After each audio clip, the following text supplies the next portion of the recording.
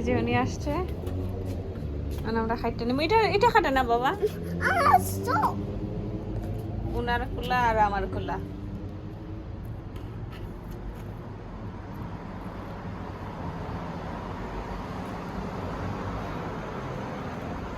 লাল শাকগুলো আজকে তোলার লাগিয়েছি আমরা।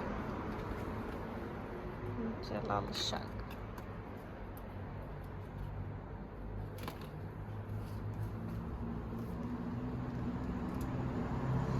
এটা একদম ডুগির মতো হয়ে গেছে, বাট এটার হাতাগুলো নিব, বাট অন্যগুলো রাখি। আর কোনো লাউ আসেনি, ছোট ছোট বড় হইব না, আল্লাহ জানেন এগুলো।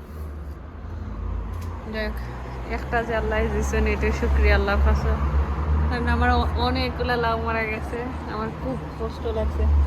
জানি না এখান থেকে জানি প্রত্যেক বছরই আল্লাহ আমারে একলা খুশি হওয়ার লাগে, অনেক পরিশ্রম করি তো খুশি করার লাগে একটা একটা হইলেও দিয়া যায়, সন্তুষ্ট করার লাগে, এর লাগে আলহামদুলিল্লাহ। বাট আই লাভ ম্যান আসলে এখানে লাউ ধরন এটাও মুশকিল। ওই যে উনি খাটতেছে, এগুলা খাটার সময় গেছে, বাট এত শাক আমরা দুইজন মানুষ কিভাবে খাইতাম।